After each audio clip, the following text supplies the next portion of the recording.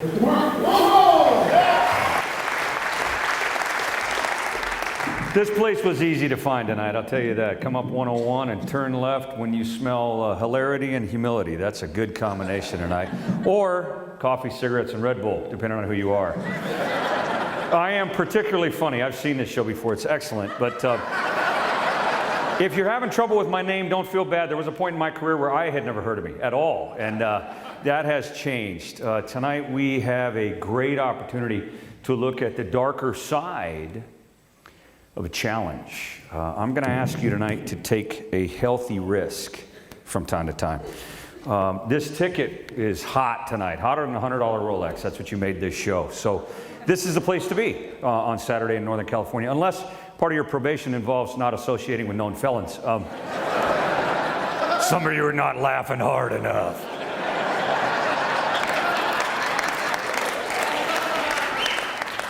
I am the darker side of tonight's entertainment. And remember, evil and live, same letters. Okay, so,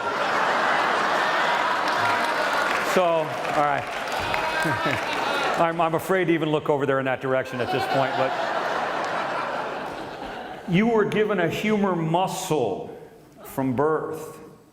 Your musculature is human, but you were provided with, I don't know what your faith-based principles of survival are, but if you're a religious person, okay. If you're a spiritual person, okay. If you're an atheist, God bless you. But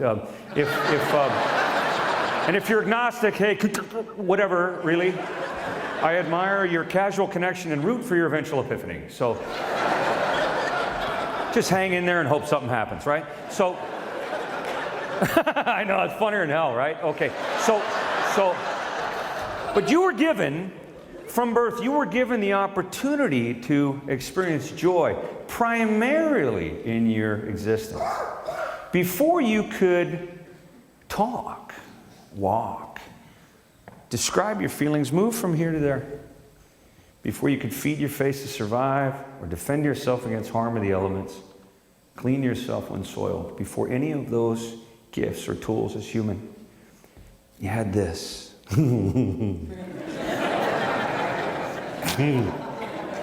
That was before medication, even.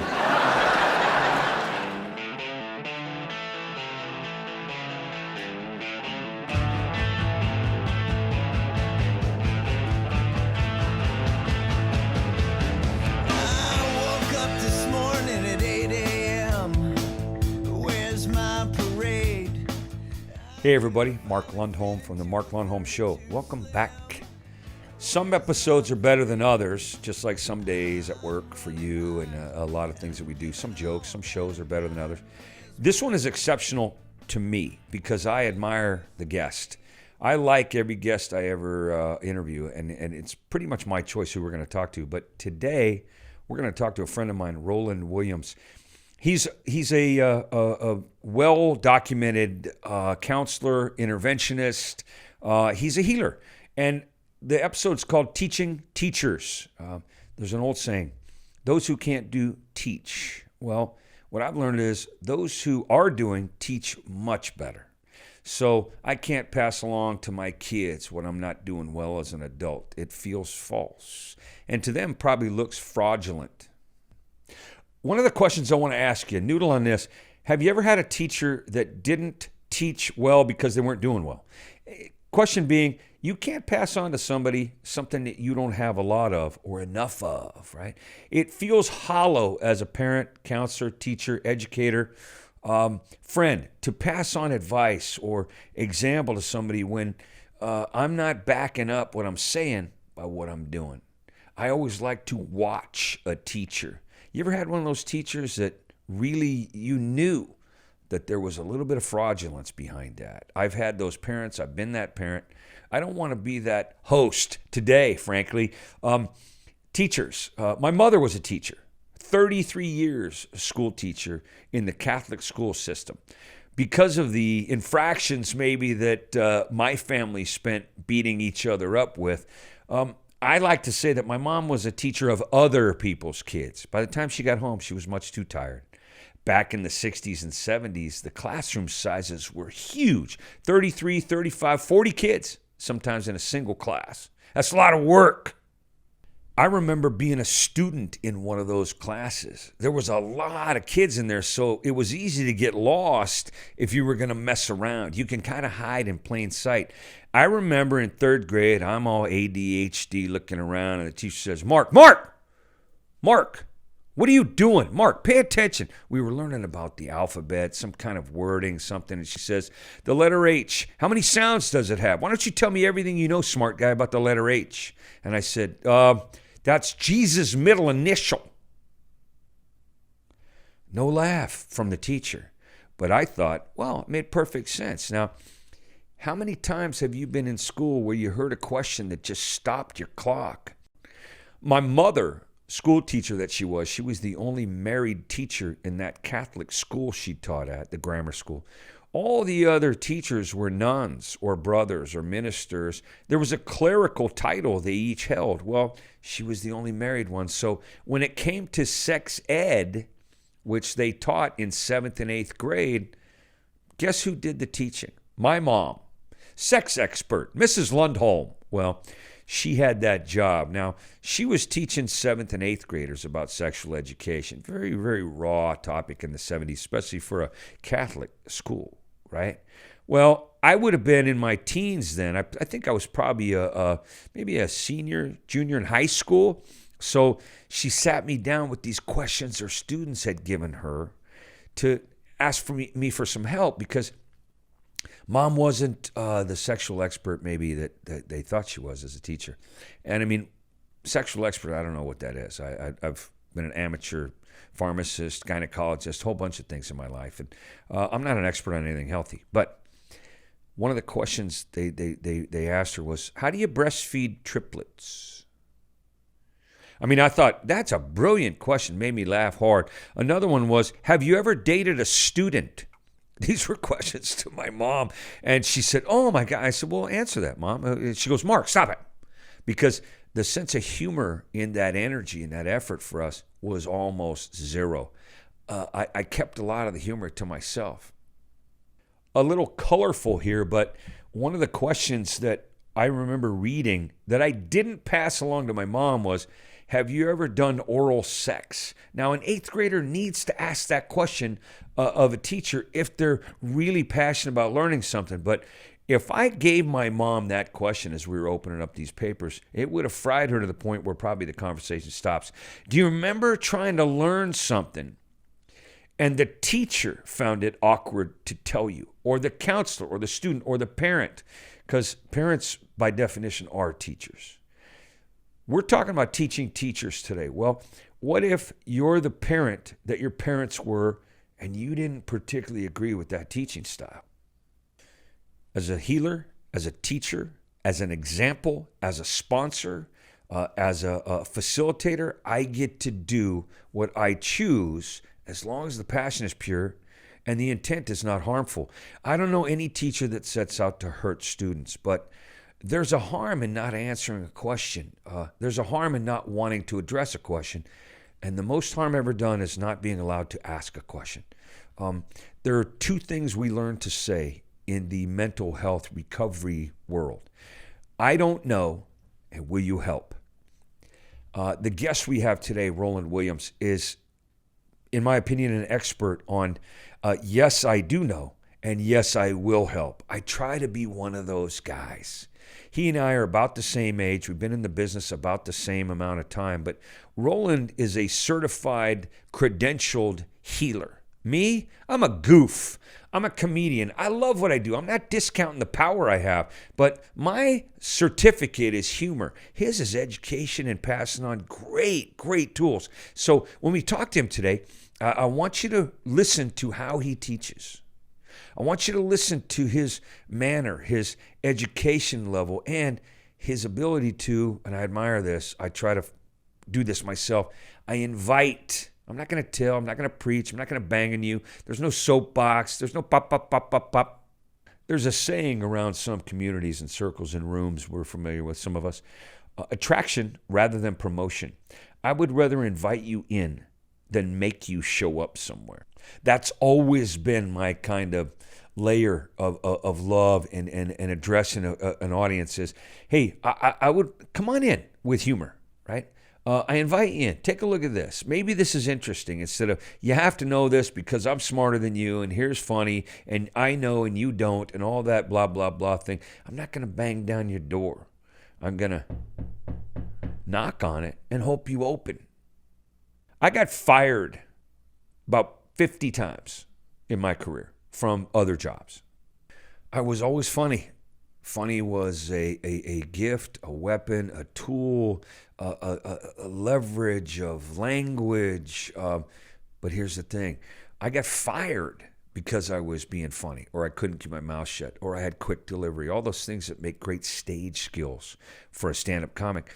I was working in a grocery store, probably about 17, 18 years old, and we had a rude customer, and he came in and he said, here, cash that paycheck. Back in the 70s, they used to cash paychecks in a grocery store for you, especially if you were a regular customer like this guy, and he knew he was a regular customer. He was one of those guys. Turns out, the customer's not always right, especially in my check stand. Here's how it goes. He threw the paycheck down, and he says, hey, guy, I want to cash that check, and I want all big bills. And without missing a beat, I said, all bills are all pretty much the same size. All of them. I don't know if I could do bigger than that for you. He looks at me, he goes, what the hell did you just say to me? I said, I think you heard me. All the bills same size, don't have bigger. So advice from somebody who's in the industry is valuable, especially if they've been doing it longer or they were there prior to your arrival. Stage time is the best teacher for comedy. So I've listened to people who are professional long before I even thought about doing stand-up comedy for a living. People like David Brenner. Watch your back. You got to watch your back. You're going to be flying, you're going to be driving, and you're going to be prepared to have a huge phone bill. That's what you got to do. David was a smart guy. Did a lot of road comedy. Jay Leno said to me, you gotta, Mark, you write faster than people can steal. That's what you do. Yeah, write faster than people can steal. That's good for you, right? Jerry Seinfeld said, if you have to curse, the joke's not finished. You got to curse, the joke's not finished. George Carlin said, fuck Seinfeld. How many ways are there to teach? What's the right way? What's the best way? Listen, that's an interpretive stance, and it's very subjective. Humor is not really necessary in every level of communication, but I find that there are very few instances where humor actually hurts the conversation or the education. I use it all day in the work I do.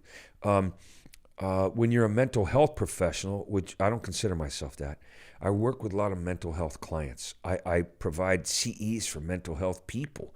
I'm blessed to be able to do that with the limited amount of education I have, formal education. But humor crosses a lot of boundaries and carries us across a lot of borders when it comes to, if you make it funny, it's more attractive. If you make it funny, it's more memorable. So what's the right way to teach? Well, let me talk to you about golf. You don't have to be a golfer to understand this. Golf is a sport. It's also a perfect metaphor for life. Golf, there's a lot of different courses. There are a lot of different angles. You don't play the same hole, the same course, the same tournament, the same every time. Everything shifts. It's always another new challenge. Sound like life, relationships, love, levels of education. My experience with golf, Roland, our guest, he's a golfer. And what you think about golf is not what I'm talking about. What you know about golf is you've either played it, you love it, you don't, but it is a really grand way to look at life in general. Relationships, let's say. I've played golf with hundreds of people, right? After 18 holes, you know everything you need to know about a guy. The golfer you're playing with, he can't hide for 18 holes. Racist, how he treats animals, is he honest? Does he respect women?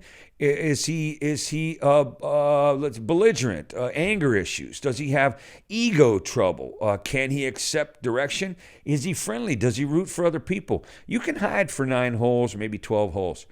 Can't hide for all 18. There's an old saying in golf that says, the handicap always shows up, which means, let's say I'm a 20, right? Which means I'm going to shoot 20 over par. Par is Flat, average, good, right? Pros, they've got a plus handicap, right? They've got a minus handicap. They're somewhere in the perfect range. But me, I'm a 20. So if I birdie 3 holes in a row, you know what the next 15 holes are going to look like? It's not going to be as pretty as the first 3. You can be on a winning streak, but the handicap always shows up.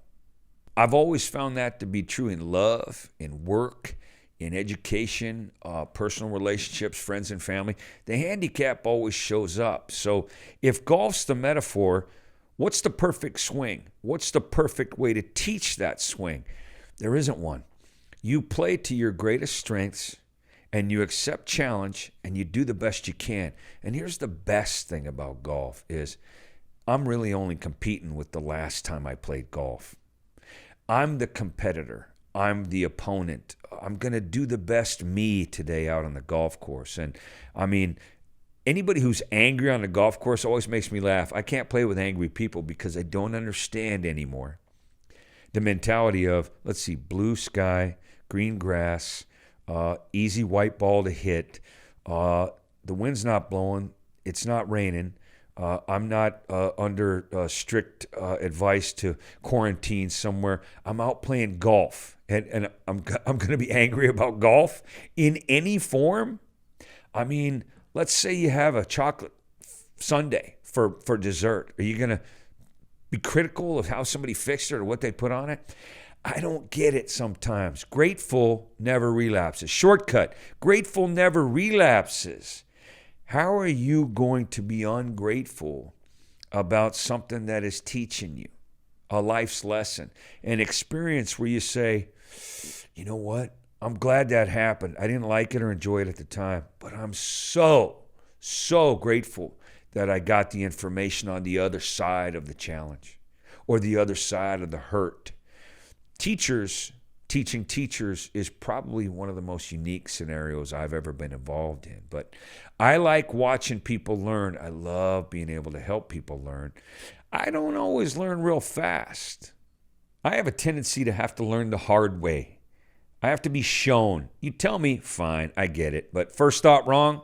I'm the exception. Yeah, but. It's okay for you, but. I know, but. Sounds reasonable, but. Well, everything after but is failure talking. I know that one. Back to golf. I'm probably 33 years old. I'm playing golf in Omaha, Nebraska by myself. I go out in the morning. I'm working at the Funny Bone Comedy Club in Omaha, Nebraska. And there was a period where I used to take my golf clubs with me. So it seems that it was odd, though, because the more I played, the worser I got. I know that's not good grammar, but golf isn't one of those sports where you get better automatically because you play a lot. Sometimes it's like cocaine. The more you do, the worse you feel. So I didn't know that till I knew that. But I'm playing golf in Omaha early in the morning, first one out. The club ranger, he says, hey, can you hold on a second? Old guy wants to play with you. And I thought, oh, man, first thought wrong. I don't want a partner. I'm not that good. I'm embarrassed when I swing. I hadn't been playing that long. Old timer comes out and he goes, hey, I won't give you any trouble. I play here all the time. Great. This guy was good. He was probably 60-something years old. He was one of those golfers that's just irritatingly just stable, right? He was so consistent, it made me mad. He'd hit down the middle, then he'd hit down the middle, then he'd chip up on the green and put it in. He'd hit down the middle, he'd hit down the middle, chip up on the green, put it in. Nothing exciting, nothing dramatic, just boom, boom, boom, boom, boom. Consistent. Me, pew, pew, pew. I'm young, swinging hard, and blah, blah, blah, and I'm cursing. So I used the F word for about the 5th time in 4 holes. And he said, hold on, man. Young man, can I offer you some advice here? As an old-time golfer, can I tell you something I see? First thought wrong. Sure. Yeah, man. Give me what you got. Old-timer. He goes, well, you're not good enough to get mad. What the fudge brownie did you just say? What? You're not good enough to get mad. What do you mean? What? Good enough to get me? Oh, man. I started to laugh because he was right. What my expectations of being good are what? Where's the proof of that? The evidence that says I'm going to hit a good shot the way I want to? I don't have that in my bag. He taught me a lesson. I never forgot that. You're not good enough to get mad. Man, in golf or anything else, that was a perfect example of expectations lead to resentments, and resentments lead to a feeling that I can't control. And I'm out of control now doing something I really want to be passionate about doing. I don't do that with comedy. I don't do that with parenting. I don't do that with teaching. Teaching is a relative term. Listen, you want to use that word when it comes to certain things that are easy to understand, fine. But teaching teachers is a challenge. And if you want to be an expert at something, you got to do a lot of work. Me, I'm an expert on unhealthy. Our guest today, I'm going to introduce him now. Friend of mine, lots of letters after his name. A wonderful man, father, husband. He's a pretty good golfer, right? And he's an excellent teacher. I've actually witnessed him firsthand. I've actually helped him in some kind of work course for professionals. Been one of his people who got to do a workshop with these people, and he paid me the honor of saying that I was very popular with them. So I want to pay back a little bit here and introduce my friend Roland Williams.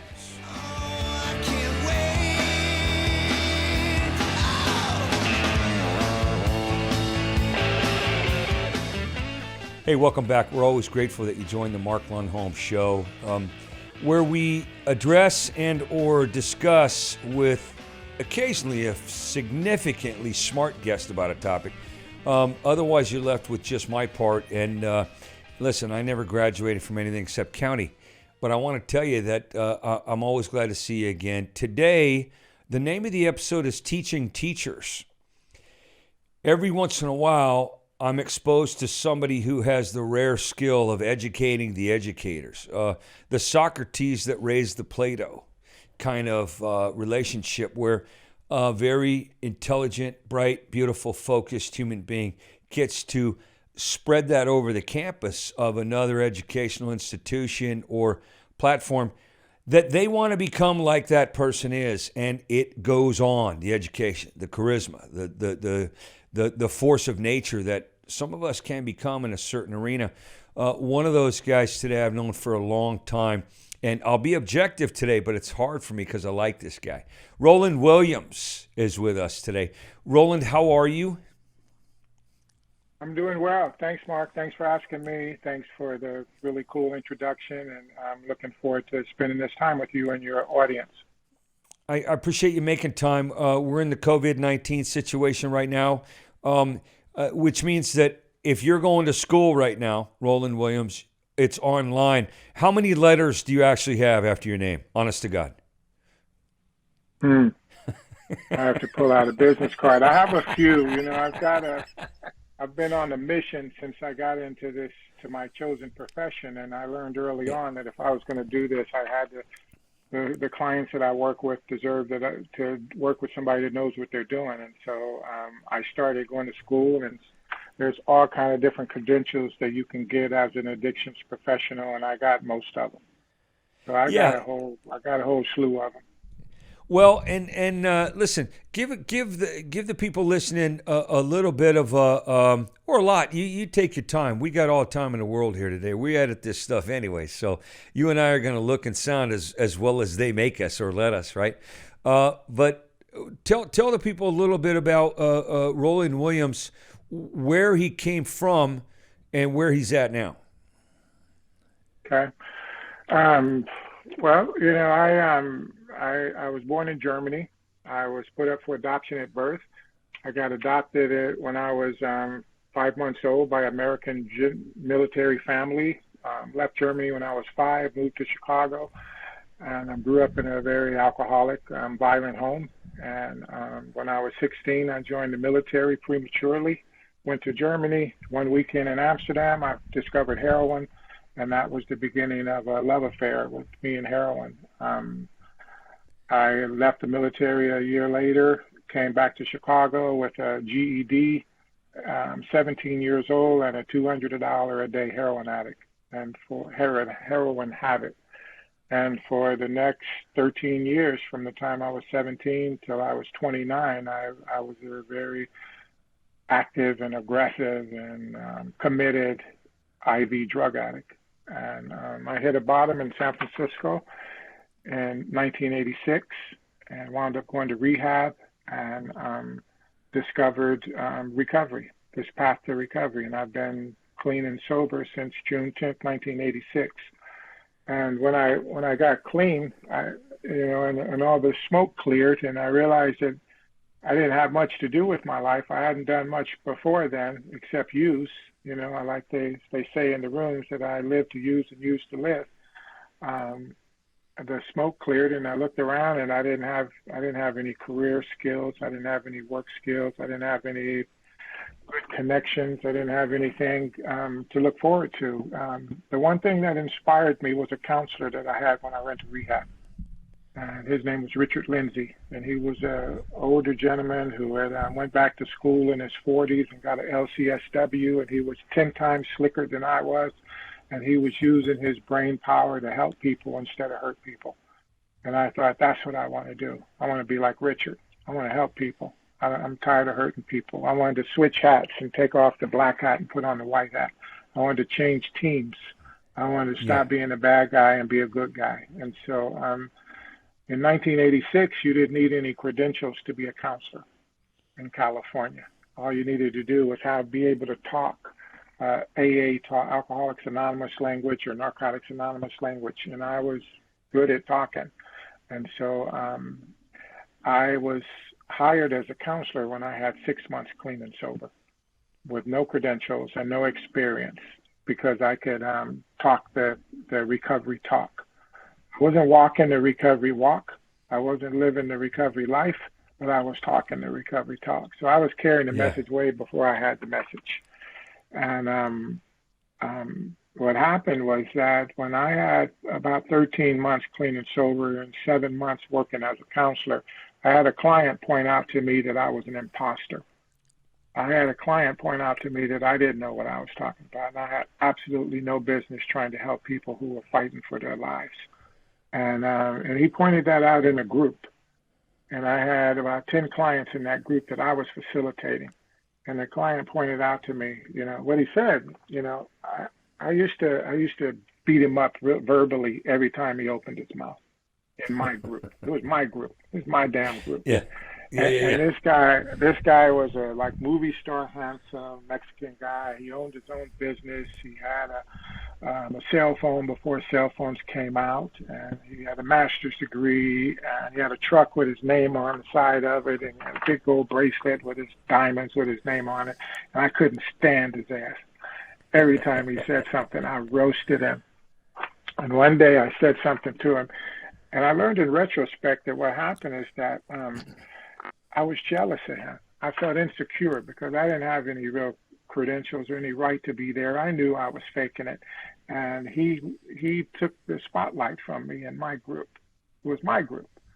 And every time he said something, I would beat him up and say, why don't you get honest? Why don't you get real?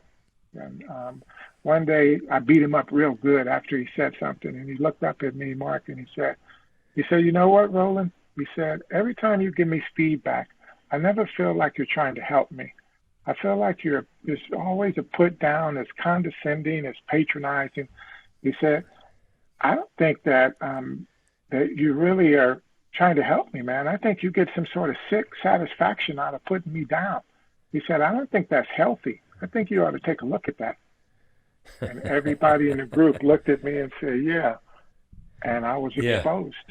I was busted. I felt just like I did when I was selling funk cocaine and in the streets or of pretending Francisco. to be a soldier, maybe, or pretending to be a significant other, a man to a woman, or pretending to be a father at some point.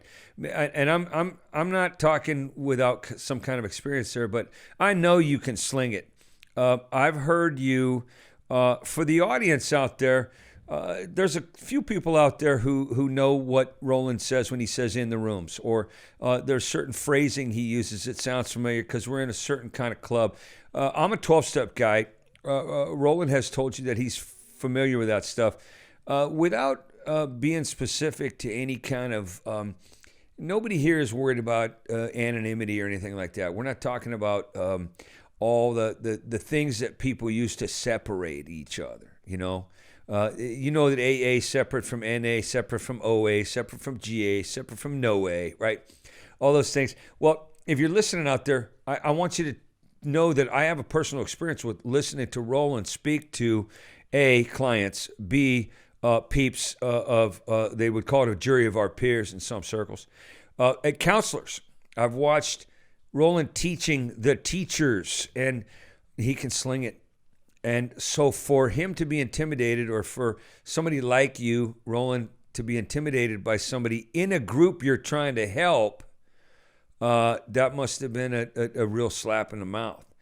And showed what it did for me is that it told me, when he said that, it told me that if I was going to do this work, that I didn't want to be an imposter in recovery. I was very young in the process, and I didn't want to pretend like I had pretended on the streets.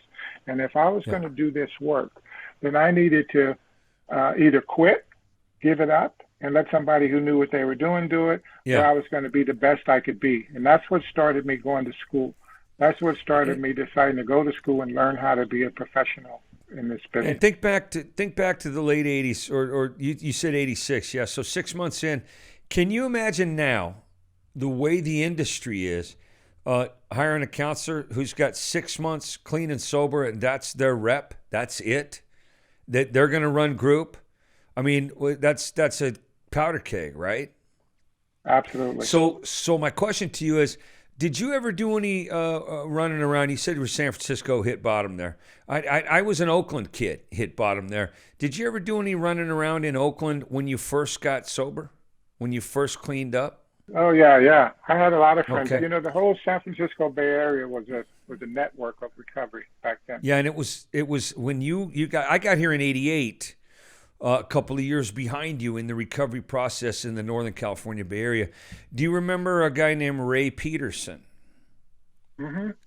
I do. Ray P. was my counselor at Gladman when I was brand new. Mm-hmm. And you reminded me of him when I met you, because Ray had no time for any kind of rapping on the present.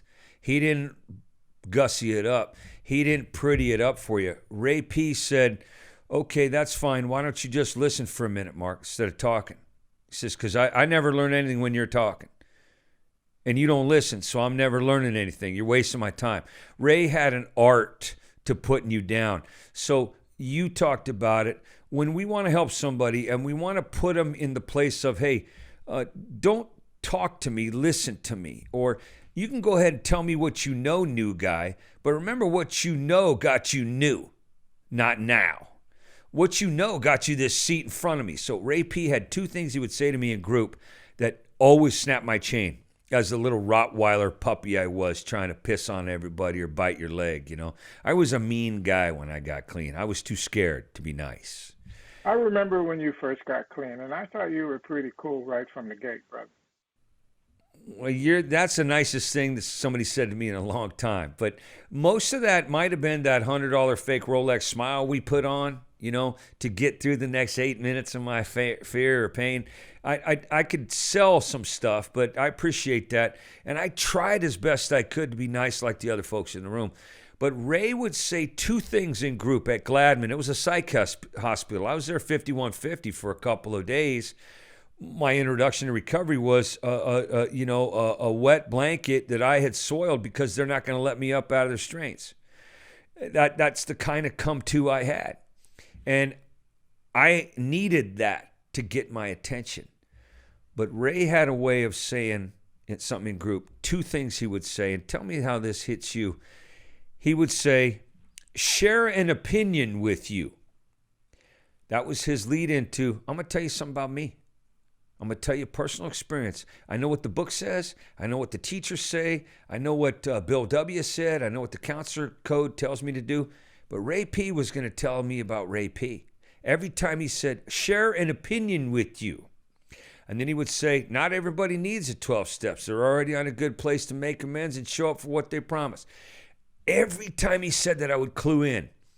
Then he would say this other one. He'd say, which means, 2 words, which means. He would tell me what you were telling me as a counselor. He would tell me what you were telling me as a healer, as a professional, as an educated student of the art of mental health. And then he would tell me what it meant. He said 2 words. He'd say this big thing and say, which means, get your head out of your ass. Which means, you don't fake it till you make it. You do it till you're through it, you know. So how have you adopted, Roland Williams, how have you adopted some of the stuff that they told you early on that you didn't like, that you didn't want to know, that you couldn't stand listening to? I think like you, it sounds like you, I was fortunate in that I got with the right people at the right time to say the message in a way that I could hear it. You know, and like Ray was to you, Richard was to me, and he was able to like see right through all of the bullshit. He was able to challenge you and redirect you and confront you in a way that he did it. You knew it was coming from a place of respect, compassion, and commitment. Like he didn't have a problem with confronting anything about me that he thought posed a threat to my recovery. So when I started to serve some garbage to him, he would point it out as garbage right away, and he would laugh while he was doing it. He had a way of just laughing. Do you think that that's because, and I don't remember him as well as I got to know you, but do you think that that's because he spoke a little garbage in his past? Oh, yeah. I'm a firm believer that if you speak the language... He wasn't an addict.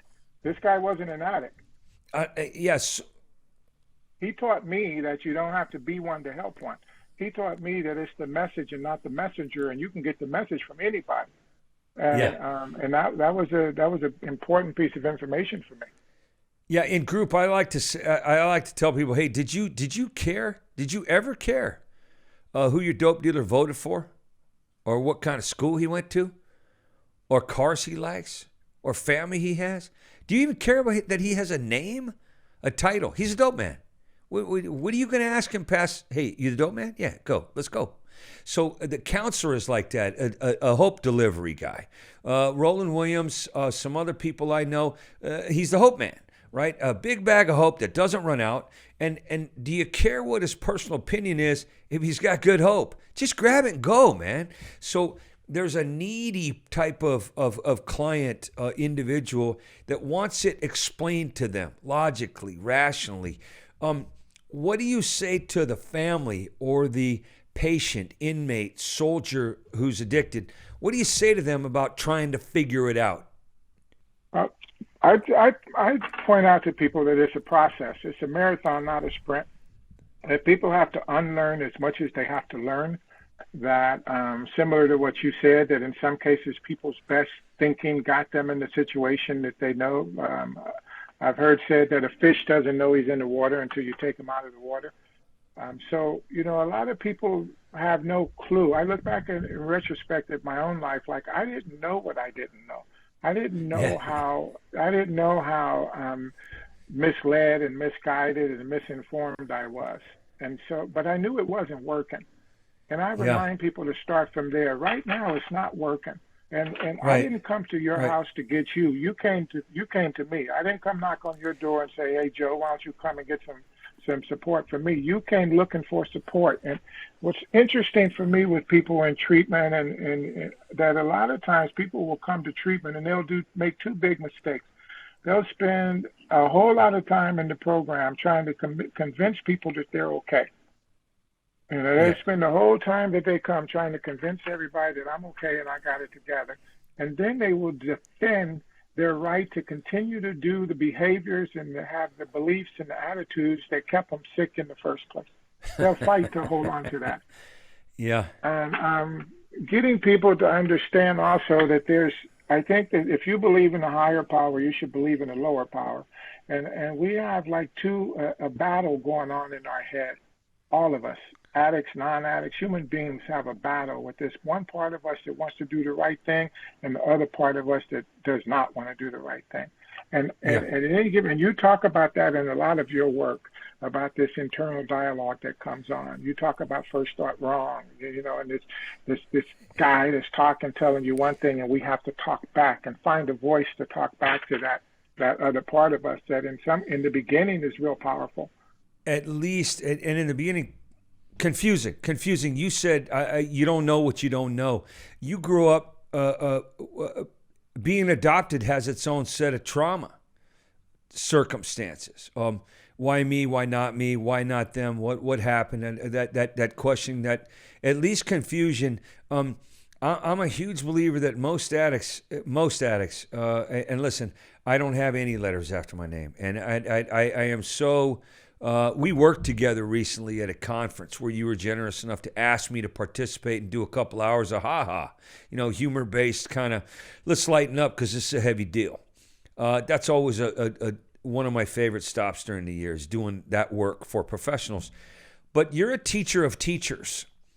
And when you get a chance to talk to a whole bunch of people who are going to have people in their lives, in their hands for a whole day someday soon, what goes through your mind as far as that internal dialogue that you have of, I need to be a better than. I want to better myself. You said, I want to be the best I can at this job. If I'm going to do this job, no one's ever going to be able to challenge me again about being fraudulent. Dude who had the name on the side of his truck and he had a master's degree in yeah. You get to say to a bunch of teachers, here's how you do it, or here's how you can do it. How long did it take you to go from that struggle early on, dialogue all day up here about good, bad, in, out, back, forward, to get to a point where, Roland, you were comfortable with, man, I do know what I'm doing. I'm not taking credit for it, but I'm sure grateful for it. How many years into the process? I think when I had about probably 5 years, I had after that, when I had that realization that if I'm going to do this, I'm going to do it right, and I'm going to learn some stuff, and I'm going to get some credentials, and I'm going to get some experience, and I'm going to develop my own skills and technique. And I worked nonstop. I was on a mission right from the beginning. People would ask me to do something and speak, and after each presentation, probably much like your comedy, after show after show, or in my case, presentation after presentation, and I saw the response that I was getting, it encouraged me. It said, I'm on to something here. I'm on the right track here. I was able to fine-tune based on the things that didn't go well, the mistakes that I made, the presentations that I wasn't prepared for. And I started to develop confidence that what came up for me is that if I really believe it, if I feel passionate about this, I do better talking about stuff that I believe and I feel passionate about. Yeah. And that's what made it, we share that. A comedian who'd been in the business a long time prior to me getting even professional work at all. I mean, I went from jails and rehabs and shelters and detoxes and places where not too many people wanted to be to begin with. To have somebody come in and poke fun or make fun of or throw shade on, hey, this is how we're living or thinking. It was very, very thin ice for me to tread on. And one of the comics said, hey, he'd been in the business a long time. He said, why don't you stop trying to be somebody else, impress people, and just talk about what you know? And man, it shook the foundation of, I thought about that for months, about how to not take that personally. And first thought, wrong, where he lives, I'm going to find his wife, I'm going to hurt some people, right? Or I'm no thug, so I'm going to hire some guys, right? But he challenged me, embarrassed me, as, why don't you talk about what you know? And what it turns out I know really well is that internal struggle with fraudulence, that criminal behavior in a corporate suit, how to sell what ain't mine. I can barter better than I can get better. You know what I mean? I'm a swindler. I'm a shyster. I could sell guns to nuns. Do you remember the slippery guys that we got clean with in the late 80s? Do you remember Daryl? Do you remember Freeman? Do you remember Rafiki? David White? You know the guys I'm talking about? Freddie used to carry around I know you do. And Freddie used to carry around a basketball as his higher power. And that stunned me. You have a higher power you could touch and look at and set down. This was his higher power. He needed it that close to him, and it was a basketball. You never saw Freddie without the ball. But in the business that we're in, the mental health, and I won't consider myself a peer. I appreciate what you do for a living. It's professional. I consider you a peer. Very kind of you to say that. And the groups that I'm allowed to do, or the humor-based information I can invite somebody to look at. I know you got a great sense of humor and you're funny. The part of that that's whole, that's intuitive and authentic from you to that group, you don't only get to work with the clients, but you get to work with the teachers of the clients, right? How much of that is personal experience, and how much of that is I learned it from somebody who did it before me? Does it depend on the group? Yeah, as we're talking, I'm seeing some parallels between our career paths, because you are also work with the clients and you work with the teachers of the clients. And I do consider you a colleague, because I watched your career. I've been there from the gate. So I've gone to your shows for years, and I've seen it from the beginning. I've watched it evolve, and I watched how you have what you've always been entertaining, but what shifted was when you started, instead of just making people laugh, you made people think, and you made people feel, and you made people question. And you actually promoted healing. And you were able to take some very, very difficult subject matter based on your own experience, and you were able to offer people some hope and some way out. And, and I think that's part of who you are. I think that was your calling.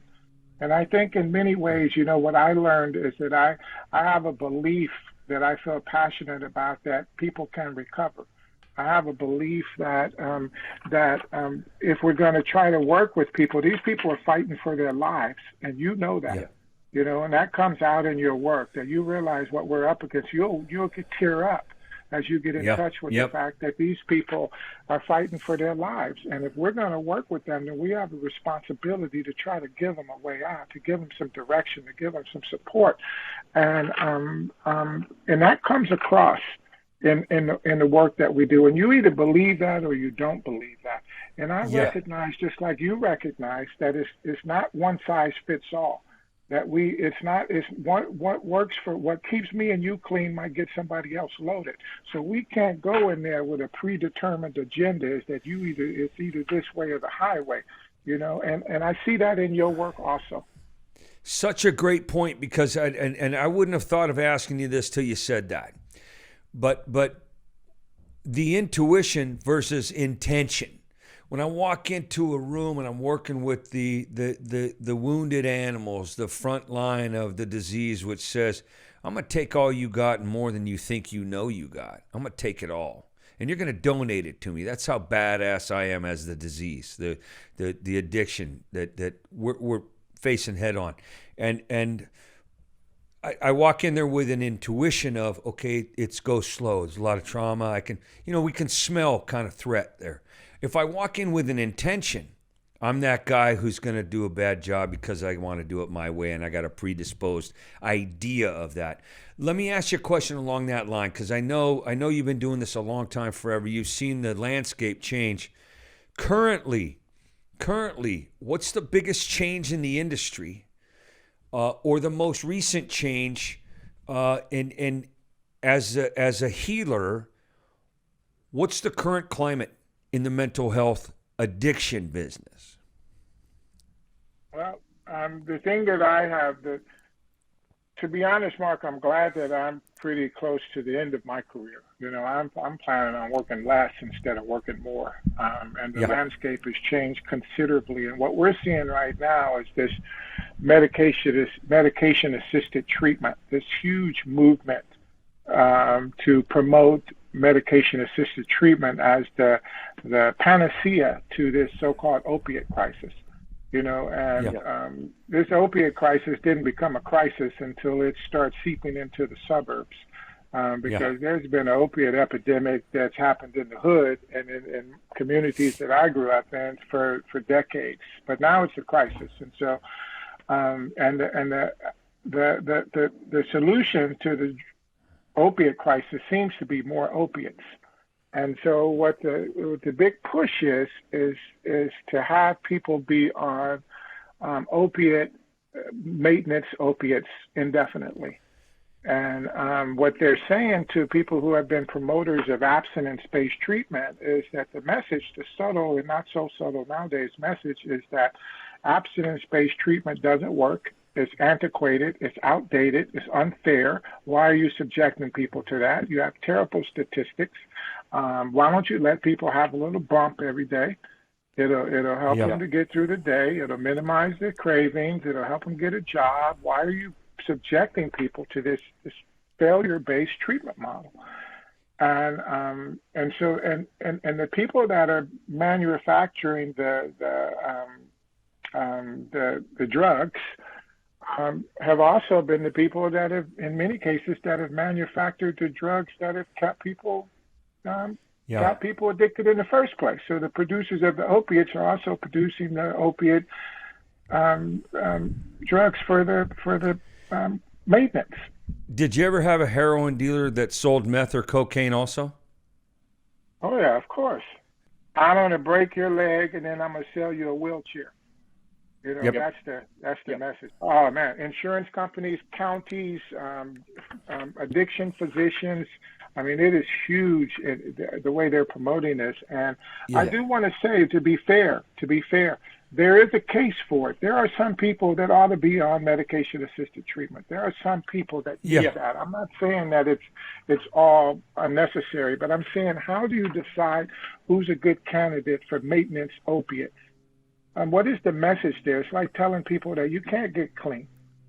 So why even try? Here, we'll just we'll interrupt your failure and we'll just start you off with some opiates. Some people need methadone. Some people need buprenorphine. Some people need Suboxone and Subutex, but everybody doesn't need it. And I don't want to lose sight of the fact that abstinence is possible and it should be a viable option, and you should rule out that before you start with the maintenance opiates.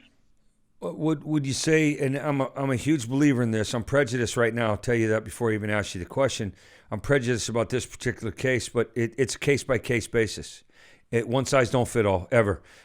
Case-by-case basis. We do it on an individual basis, whether it's housing, whether it's MAT, whether it's abstinence, whether it's, hey, I need to give this guy his own room because he's going to hurt other people in the treatment. Or he's not right for this place. We can't even let him in. I got to refer him outside my door. I'd love to take the money because treatment centers need to make money to stay open to help people. But I'll tell you what, this guy ain't for us. He needs better care. There's the integrity there is hard to find in the business sometimes. Have you seen that more often than not lately?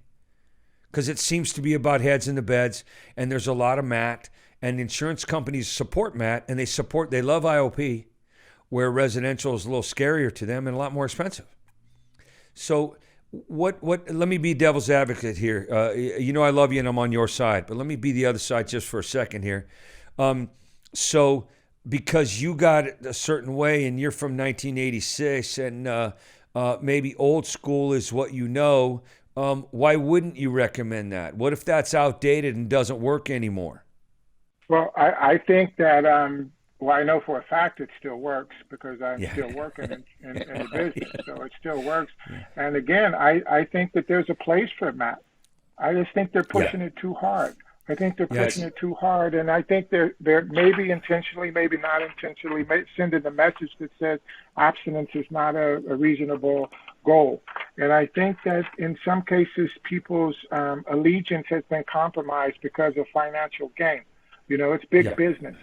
It's big business. And I think everybody knows pharmaceutical companies are about making money. And the pharmaceutical companies have been the guiding force for this movement.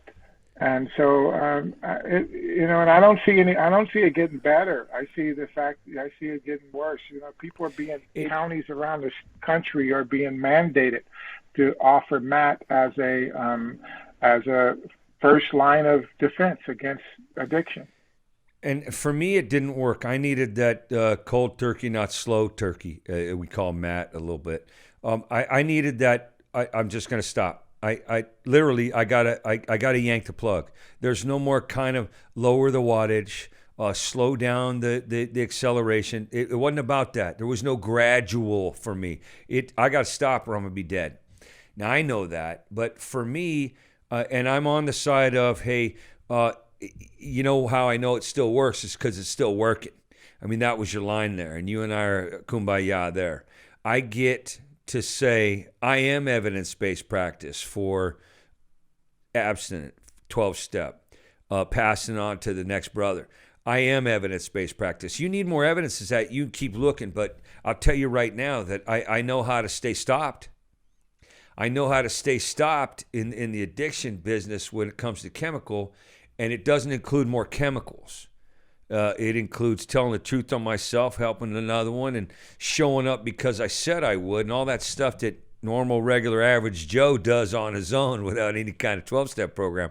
But as the industry kind of widens out and it gets scarier, I got to tell you the truth. I feel like that too when I walk into a place and they say, well, 12 steps are suggested here, but not recommended. We're more of a what's the motivational interview kind of medically assisted treatment. And we find that's better for harm reduction, right? What do you say to that guy? Well, I think that this whole harm reduction model, in some ways, even starting with methadone, was directed to protect the public more than protect the addict. So the idea was that it was more about public health. It was more about, I'd rather know that you're in the methadone waiting room at 7 a.m. than break it in my living room at 7 p.m. Yeah. And so it was great because it reduced some crime for the public, but it wasn't so great for the addicts.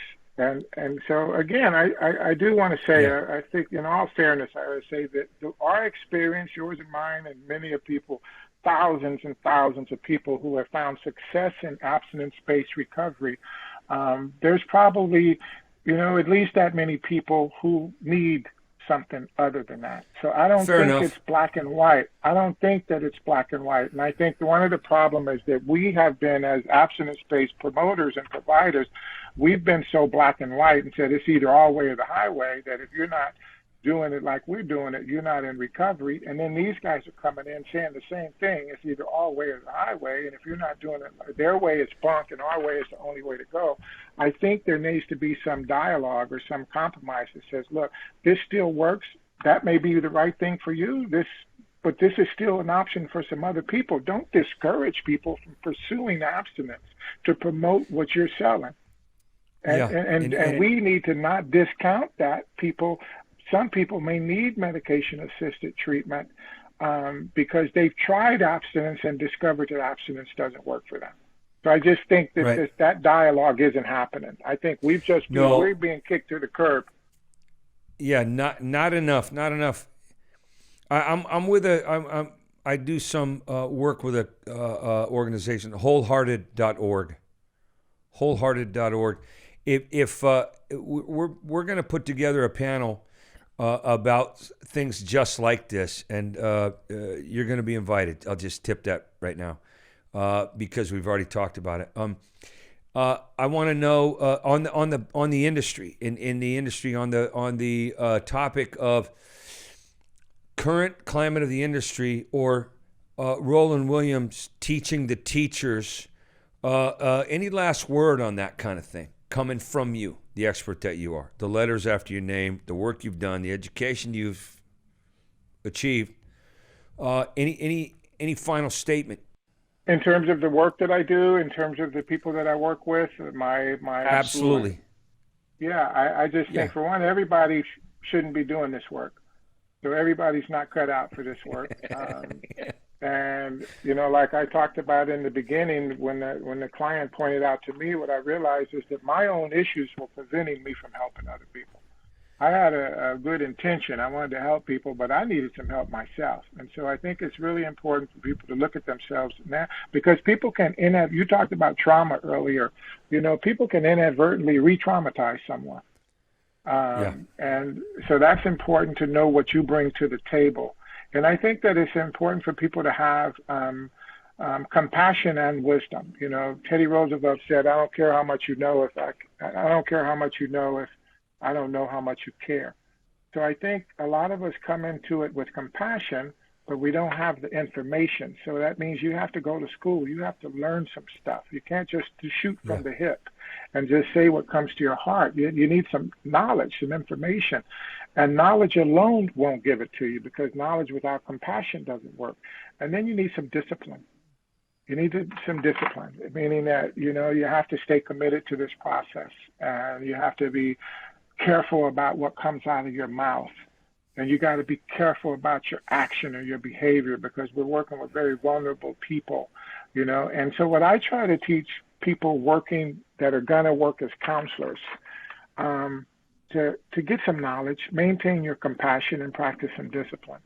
You know, because these guys deserve it. These people are fighting for their lives. They clean up well. You can go in, you walk into these treatment programs. You do it all the time, and you got people been there 2 weeks. They look great. You'd never know how wounded these people are. You'd never know how much they've been through, what they've suffered, what they've experienced, what they've done. I mean, they're wounded, and you touch on that in your work all the time. That's one of the things that makes you so effective. And you know, and we have to be sensitive to that. This is big work that we do, and if we choose to do it, then we have a responsibility to do it with some integrity.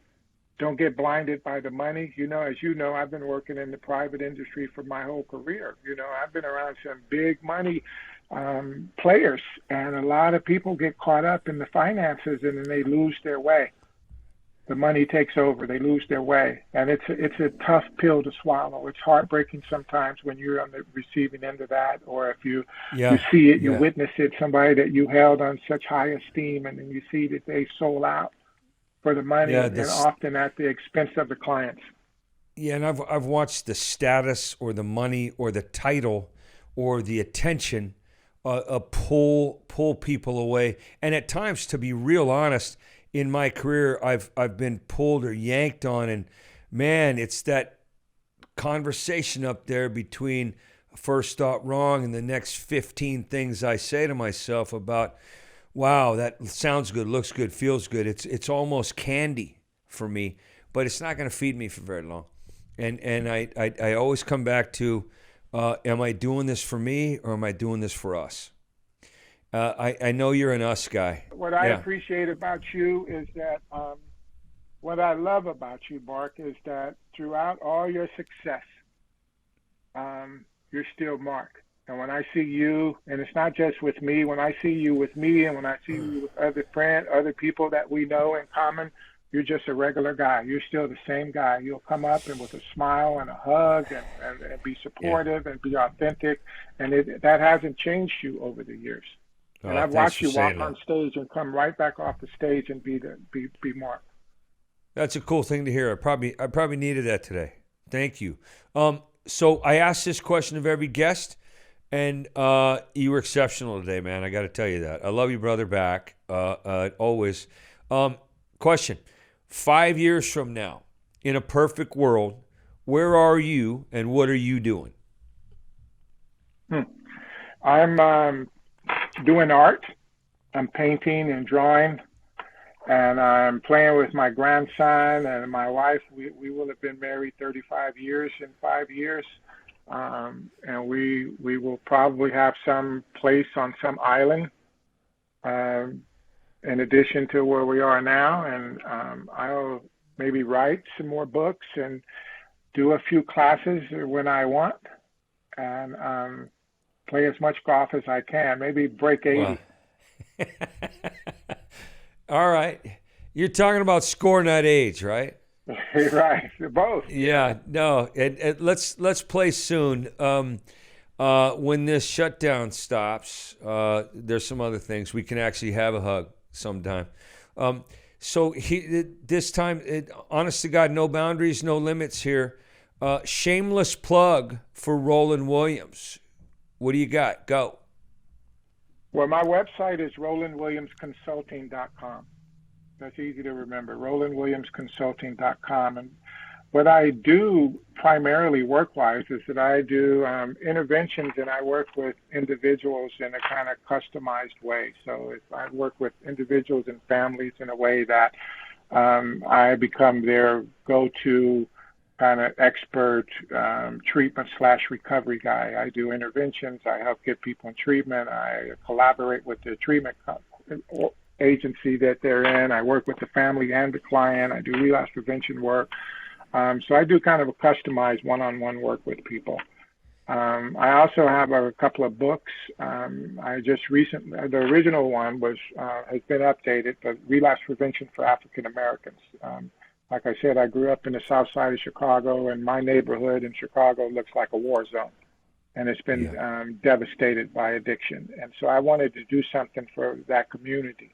And so I wrote about culturally specific addiction treatment. And so I have a workbook and a textbook for African Americans, one's for the client, others for the clinician. And then just recently, I wrote a workbook called Recovery is a Verb. And it's an action-oriented workbook full of exercises for people seeking recovery to kind of fine-tune their healing process.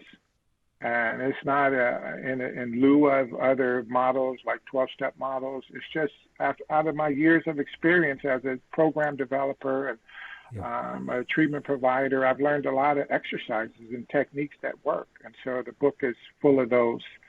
And I also help programs get started. So I help programs get licensed. I write curriculum. I train staff. I've helped start many programs around the world, actually, in Thailand and South America, all over the U.S. and Amsterdam. So I help anybody interested in starting a rehab. I can help with that. I can help you write curriculum. I can help you hire and train staff, and I can help you get the place licensed. So that's what I'm doing, and I'm loving it. Wow. Okay. So, and eventually, I hope you squeeze some golf in there soon. Busy guy. I'm playing with golf with Frank next week. You kiss him on the cheek if he lets you. You tell Frank I miss him too.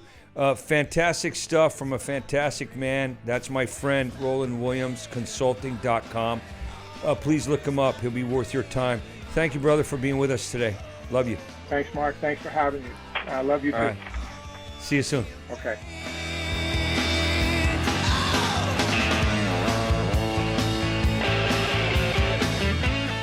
I told you, right?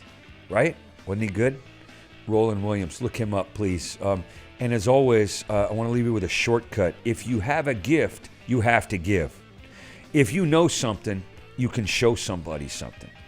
I know there's an old saying, if you want to really know if you know something, you want to really find out how well you know a subject, try teaching it to somebody else who doesn't know it. With parenting, with teaching, with mental health, there's a lot of that going on. I hope we passed on something today that you love, but this is a big deal. If you have a gift, you have to give. It's part of the blessing of the universe that says, here, this is your job. Go do it. And I know that some of us do it with a lot of passion. We do it with a lot of heart. You don't have to be perfect to talk about it. You don't have to be perfect to show people how to do it. You just have to be passionate about it. That wraps up episode 391 of the Mark Lundholm Show. And I want to say, as always, hashtag be first. Peace, love, hope, patience, guidance, opportunity and service to others, and pride. Please, if you don't see some, be some. That's our job. Thanks for showing up today. Later.